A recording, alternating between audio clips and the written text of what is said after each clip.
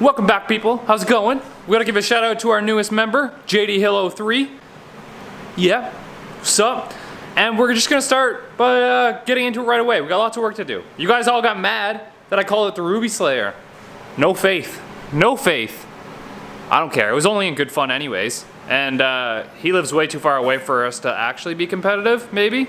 You realize how he had a slower car and then his subscribers went up and then the car got faster? That happens. It's a thing.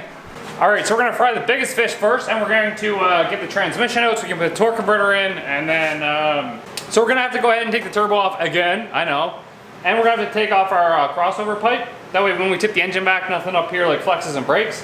We're gonna go ahead and do that. I also wanted to wrap this crossover pipe with header wrap that I have, so we had to do that anyways. But yeah, pull this off real quick. Come on, China spinny boy thing. So we have the transmission down under here, and that's a royal pain in the ass because we have the engine so close to the firewall that I had to I don't even know if it's gonna go back in without taking the engine out, to be honest. We're gonna try it though. We also have to replace the flywheel that's in there because that's a factory flex plate up there. And then we have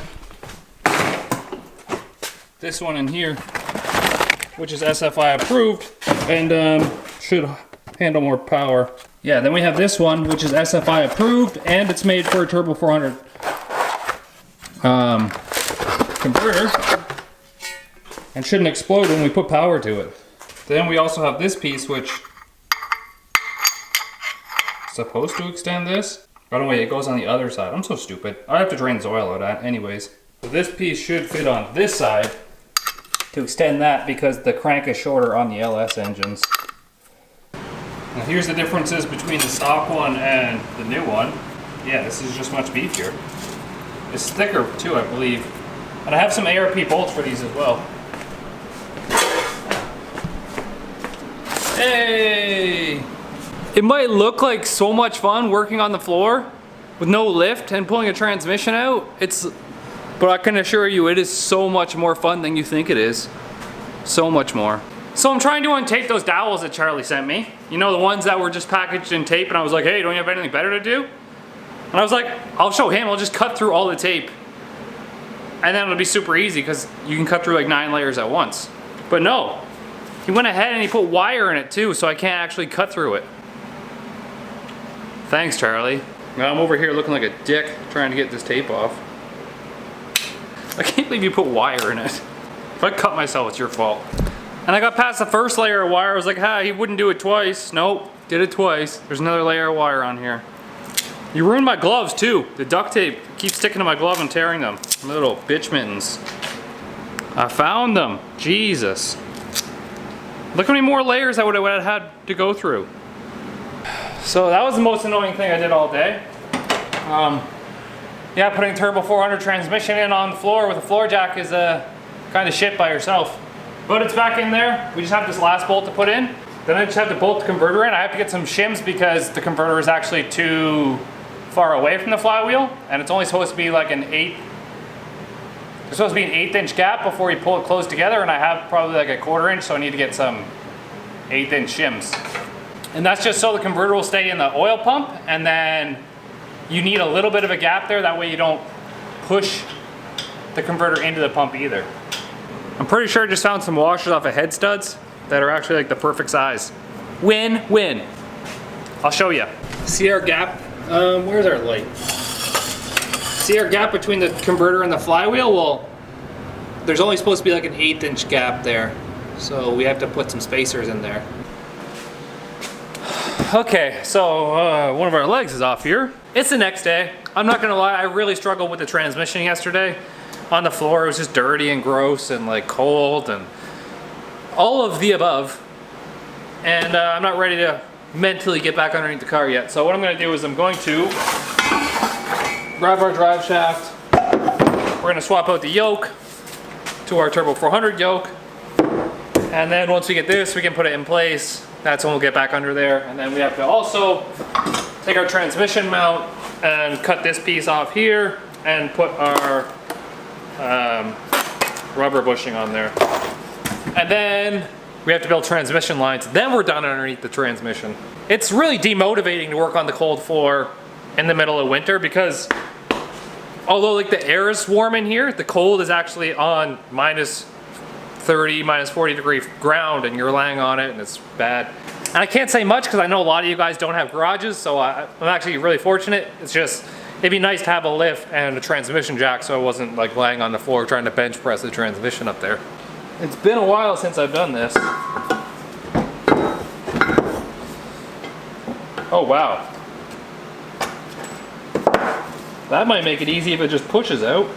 I don't even have to press it out. Wow, that makes it super easy. I thought I was gonna have to press these out. They just slid out by themselves. This was like a brand new drive shaft. It was used maybe a couple times. It was on the Mach when the Mach was a 6-speed. I'm trying to pull on it and like the cup is moving out, but it's suctioning back in. Jerk.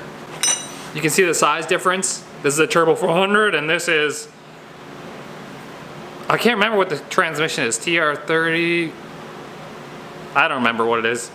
The factory shitty transmission in the Mach, whatever that was. It's not taking much pressure because I can just press with my hand.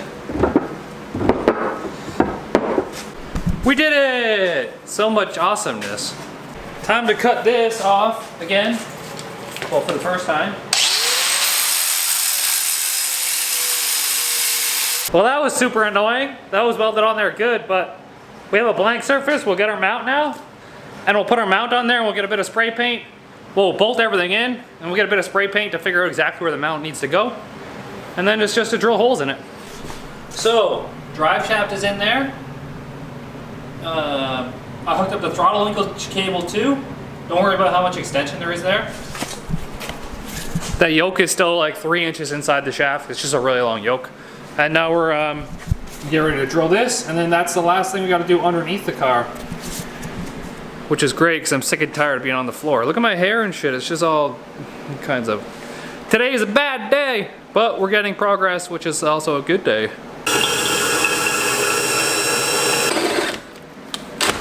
Ow. It like kicked and hit me in the ribs. Finally, everything under there is complete. We got our mount in there. It's shitty, but it works. Drive shaft, everything. Now we gotta come over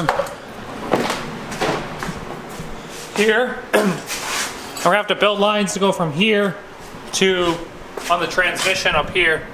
So finding routing is gonna be the worst part for those. Man, my hair. I'm not gonna lie, I did the CrossFit Open 19.1 workout today. Almost died. But we gotta find our transmission lines to go. Maybe I'll put the turbo back on so we know what to avoid when putting those lines on. That's a good idea. So we actually have a bit of header wrap here. And I'm gonna use it just to cover up this side because this side's really close to that power steering line. So we'll get that side for now anyways. I probably should wet this stuff because it works a lot better when it's wet. Just like women. It's just gonna steam a lot when it starts up, which is fine. But it seems like it goes on a lot better when it's nice and wet.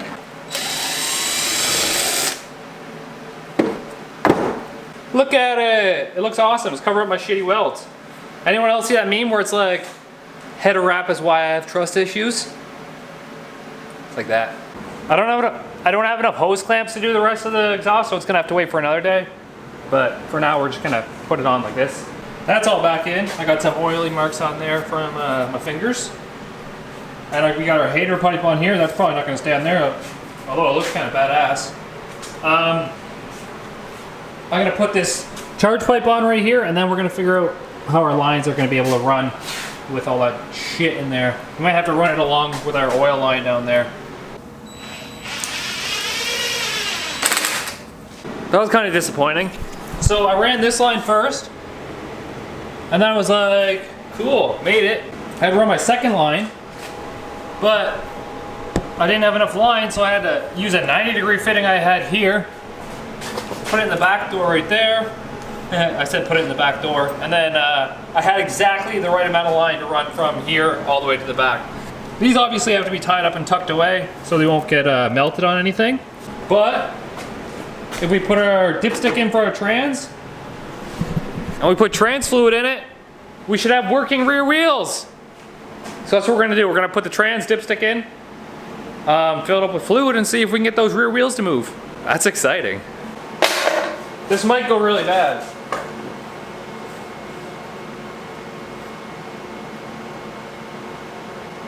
Filling up a transmission usually takes forever. And I'm already leaking stuff. Good job, Kyle. So again, for putting a funnel inside of a funnel. Trying to be Inception funnel over here. Okay, so we have fluid in the transmission. Now in theory, we jack up the rear end and put it on jack stand so the wheels can spin. Wow, that was really bad. So if the wheels can spin freely, we should be able to turn this over and maybe make the wheels move. So we'll put it on jack stands in the back right now. And I hope there's no leaks. I didn't check yet. Nope, no leaks. And we'll fire this up again, see if we can get the wheels moving. Wow, that blurred out on me. Focus on my face, man. Man, focus on my face. So we're just gonna start by getting our ECU up and going here.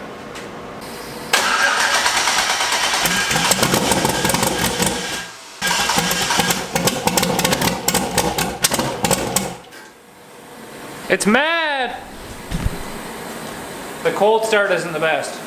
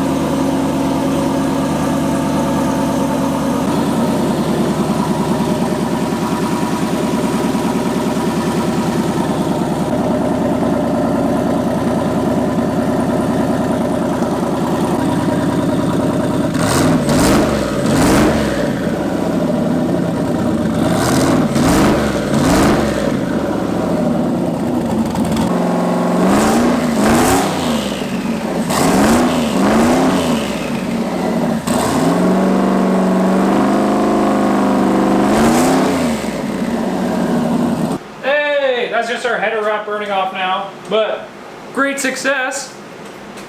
We have spinny wheels in the back now. I don't really want to end it off there, but that's probably where we're going to end it off. You can see it's dark outside right now. One thing I did overlook is that I do have to build a couple brake lines for the front of this before we can actually move it, and then I have to get the A-arms to fit. And a throttle cable, we already have one, but just to tie up the wiring, and then there's no reason that we can't take this for a drive. If we're like this close, I mean this much makes a huge difference. Trust me, I know, but we're like that close. And I've had the door open for like 30 seconds and look at my breath, watch. And because I didn't say it last time, peace easy and get that V. Yeah, it's a short episode, live with it. Boop, little edit at the end here. Wearing my own shirt, look at it. Boosted lifestyle. It's also a copy of this photo that Virginia drew for me. But I realized that my coolant temperature is getting up to like 260 degrees when I was out there. Super bad, I know. It seems like the thermostat's not opening. It was a brand new 180 degree thermostat that I put in it. Maybe someone linked like an Amazon one below that will work in the truck motors, because I bought like a universal one that said it worked for the truck and it didn't work. Or I put it in wrong. I don't think I put it in wrong. And the radiator is not like getting hot, or the upper and lower coolant hoses aren't getting hot. So maybe I didn't let it get up to temperature enough, and there's actually air where that coolant temperature sensor is in the head, maybe? Is that a thing? I don't know, someone let me know in the comments. Yeah, you just gotta keep picking at it, guys. Just go out there and pick at the little things, and then eventually there's no more little things to pick at, and you get it done. I feel like we should be able to drive it next episode. When I put it in gear, you notice that like one wheel was spinning, one wheel wasn't.